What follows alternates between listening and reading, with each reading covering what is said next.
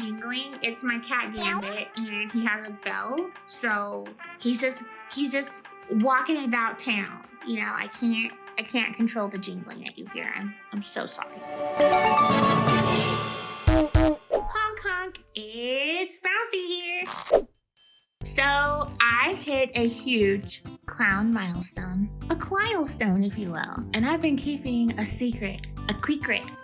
If you follow me on social media, you might know. You might have seen this. I got my clown ink. So it's here. It's finally here. It's been sent over from the United Kingdom, and I would love to open it, and I would love to show you guys. And I also want to talk to you guys a little bit about clown eggs, and there's a lot to talk about. So before we get to the good stuff, let's go over clown eggs in general. Clown eggs are a way to archive a clown's makeup look and name and a little bit about them in there and their clowning. And the reason why we want to do this is because there's so many artists everywhere that are clowns, and it's nice to keep that archive going, and that way you know, okay, this clown does this makeup, he looks this way, and it's a way to copyright a clown's makeup. However, there is a little bit of misconceptions when people say copyright. So in this case, it's not an actual copyright. There's nothing legal about any of this.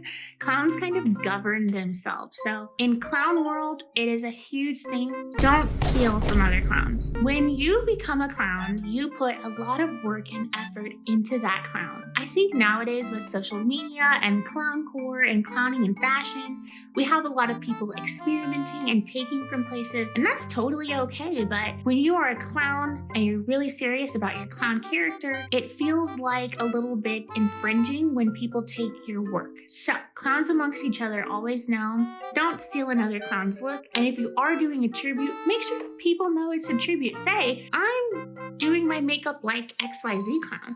This is my inspiration. So the Clown Ink Register started in 1946 with a creator named Stan Bolt. And Stan Bolt was actually at the time the, I believe, president or at least creator of Clowns International. So he was creating an environment where clowns were able to have a community, and then he got this idea, like, what if we start painting little clowns on chicken eggs? And the reason why is because when you line up a bunch of chicken eggs and you paint a bunch of clowns' faces on them, eggs are a really great tool to draw a face on because of the shape of the literal egg. And he did eggs of all of the original members, and then he did eggs from clowns from the past. So it was just a way to sort of pay tribute to clowns from the past and then document what the members' makeup looked like, which is really cool because you have to remember, in 1946, people were not running around with like iPhones and social media and stuff like, oh yeah, this is what blah blah blah looks like. So this was a really cool way to say, look at this clown makeup. And then eventually, because the chicken eggs were very fragile and not a good way to keep over time, it was changed to ceramic eggs, which are much more durable and a way better way to paint clown faces on eggs. So basically, the Clown Ink Register just became a way to make sure that clowns didn't copy one another or infringe upon one another. In clown culture, stealing someone's face is really personal, and you're basically taking someone's hard work. It's kind of an unspoken rule among clowns. I don't take from you and you don't take from me. And there's a lot of a difference between an inspiration and an infringement. But unfortunately, it's a lot of work to get actual lawyers and all that stuff involved. And clowns are pretty kind-hearted. So the way that they figured out how to handle this was with clown eggs. If I notice that you took something from my design, I can just say, hey, I have my egg, like, I worked really hard on this look. This is my final look. I had it first. Could you change it? We can still be friends. I would really appreciate that. Like, it's more of a kind way to say, don't copy me, you know? But there are a lot of misconceptions around getting a clown egg. I think people think because when you look this up, it says it's a way to copyright your egg. They think it's like an actual legal copyright. It's not an actual legal thing. Also, having a clown egg doesn't mean that you're like this world famous clown and your clown egg is gonna be in this giant museum where everybody can come and your egg's gonna be up there with like the most amazing clowns of all time. It's kind of not how it works. A little bit. It's a little bit how it works, but no, that's not really what it is. So it's really just a way for the clown themselves to like take pride and ownership of their look. And it's something that it's kind of like very personal to us. When you get your clown egg made, there's 2 copies. One of them gets sent to you, which is what I have. and the other one gets painted and sent to the register. And there are 2 locations that exist where the clown eggs reside. So the museum is split into 2 locations. The most famous and the most old, is that the right grammar? The most famous and the most oldest eggs are stored at Dalston at Holy Trinity Church. That is where you're gonna find the greatest of the great eggs. And the rest of the eggs, or some of the eggs, are stored at a place called Wookiee Hole. So just because you have a clown egg, like, it doesn't mean that you're gonna be with all of the other famous clowns at the church. And I do think it is cool that they have them separated because the church is its own historic location. So it's a really cool way to pay homage to these wonderful clowns of the past. That being said, the process to getting a clown egg is kind of oversimplified online, and I wanted to talk a little bit about that because there's some misconceptions involved in that too. Basically, the process for getting a clown egg goes like this. You join Clowns International, and the reason why you would want to join this organization as a clown is because it gives you benefits to different events and information and access that you wouldn't have otherwise. So because I'm a member of Clowns International, I have access to things like newsletters and different meetups that I wouldn't be able to access if I wasn't a member, which is important as a clown. Not everybody needs to join Clowns International if you're not going to be clowning and you're not going to be using those resources. Once you're a member, you do have the option of getting a clown egg that you do pay for. And that is just a perk of joining this organization because it's a practice that started with this organization and it's sort of their thing that they do. But I think that this is the part that's been really overlooked is people just say, oh, so you just pay some money and get your egg? Like, no, actually, and I'm not sure if this is still a practice, but when you get your egg and when you join and everything like that, they look to make sure that you need an egg. Just because you have clown makeup and you want an egg doesn't necessarily mean you're gonna get one. It's more about, are you a performer, or is this your cemented character, things like that. Because if everybody was just gonna go join the org and buy an egg, you would be taking away resources from like actual clowns. So it's just something that I wanted to touch up on because when people talk about fun facts regarding clowning, they love to talk about clown eggs. Oh my gosh, they love it. They love to tell clowns that don't have clown eggs that they're not a serious clown. Not true. And they love to sort of act like it's like this huge prestigious thing. Not true. Now that they've understand how to get a clown egg, they're kind of like, oh, I can get it.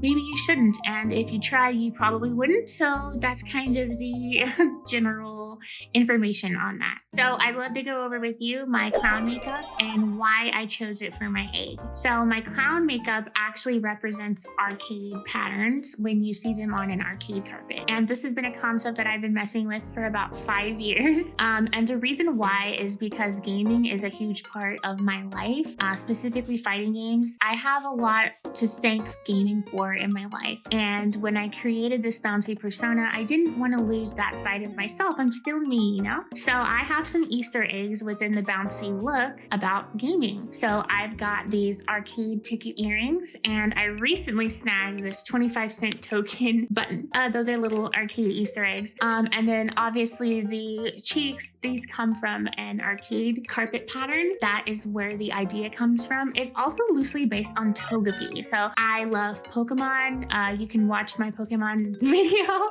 Clowns in Pokemon. It's kind of like a spin on arcade carpets, except instead of it being black light, it's primary colors. I think that's really fun. Also, because I was talking about how it's a little bit Togepi energy, I have my eggs. So it's like, it just kind of all worked out in such a strange way. So over time, I would mess with these different symbols. They would be bigger or smaller, or there would be 2 symbols here and 2 symbols there. And I always had tried blue lips with yellow hair. I got really lucky and I got this clown suit on eBay from a retired clown. I believe it's from the 70s or it could be 60s, but it's really old. And it's all I had access to. And it ended up just being so perfect for me because this pattern is a Harlequin pattern. And then this kind of has arcade energy, right? Also, when it comes to my hair, I found as I was clowning more and more that when I am Bouncy, I love being spunky, a little bit tsundere. I love being a little bit of a weirdo, a little bit honest at times. And I think that this hair says that. This hair says,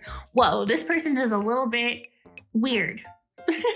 And it's fun. So I really loved the shorter hair. So for Bouncy, I love that. But But I do have other bouncy hair colors that I mess with. I sometimes do half blue and half yellow. And then I also used to do all black. My natural hair right now is long black hair, so I can just do that. And the contrast is really fun, so that explains the wig and everything. As for the eggs in my hair, it's a kind of way for me to pay tribute to a time in my life where it was really hard. I had lupus and I lost all of my hair. And when I lost all of my hair, to cope with it, I used to draw pictures of me with like an actual egg head. And then when I found these egg clips, I started wearing them because it was kind of like cool in a way. It reminded me of that. So I wear the eggs for that, but it ended up being so much cooler. So it's just something that I kind of think of that's in my design. It's not for everybody else, it's kind of for me, but they're personal to me. So when people kind of steal the eggs, I'm like, no, you don't even understand. Like, don't take my eggs, but it's okay. It really just looks silly. So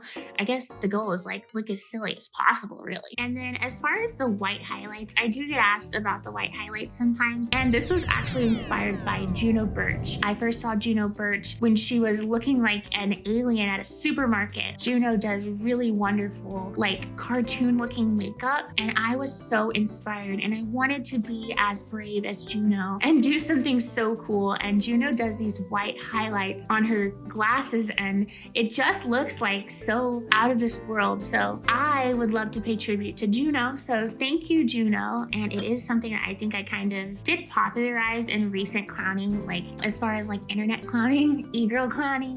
But the white highlights are obviously to look shiny from far away, almost glossy, because really my nose isn't glossy at all, but it just kind of makes it look like that. All of the people that have taken this from me, I just would like you to know that's from Juno. So it's really cool. And I do recommend it if you want a fun, like silly look and you want it to look glossy, add some white highlights. Also, I wanted to talk about my contact lenses and the reason why I wear them. They are something that I love because I actually have really light eyes. I have really gray looking blue eyes and they give that like Miley Cyrus meme, the one where she's like, like it looks like I'm possessed, like actually.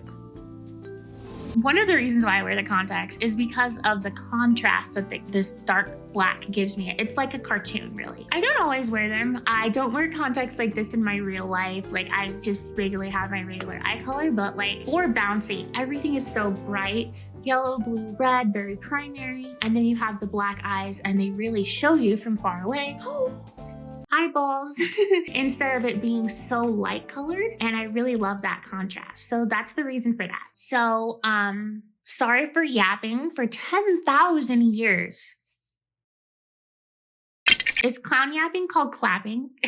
Sorry for clapping your ear off. Sorry for yapping, y'all. Sorry for yapping. So let's get into opening my clown egg. And first of all, to start this party off, boom.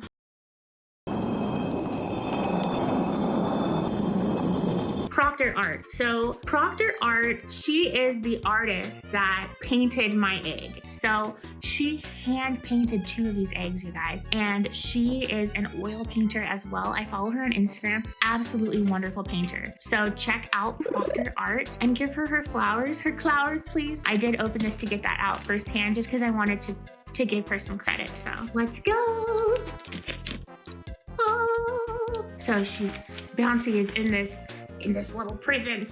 Okay, and look, isn't that so cute? It's me, you guys. Are you guys ready? Oh my gosh, look.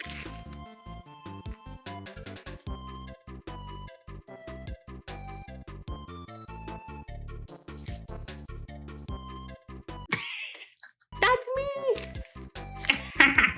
So there is a twin of this one that they kept. However, this is me. This is my girl. And she even has the yellow hair. Look at that. Look at that. Ah! She literally has my exact eyeballs. And she has my symbols. Like, let me move her little hair. Let me move my little hair. Oh my gosh. Like, we are twinning. So it's amazing. And look at that. I got my clowning. Ah! It's she. It me. So this, I have to find somewhere awesome to put this, but the details are there. Like the bows are there, the eggs are there, and the Harlequin pattern is there. And I just think that that is so wonderful. I am so blessed and so excited to share this with you guys and to have this as a showing of how far I've came in my clowning and how long it took me to perfect this look. And I'm sure that the Bouncy look will evolve even more going forward, but for now, this is me. This is Bouncy. Hong Kong, it's Bouncy here.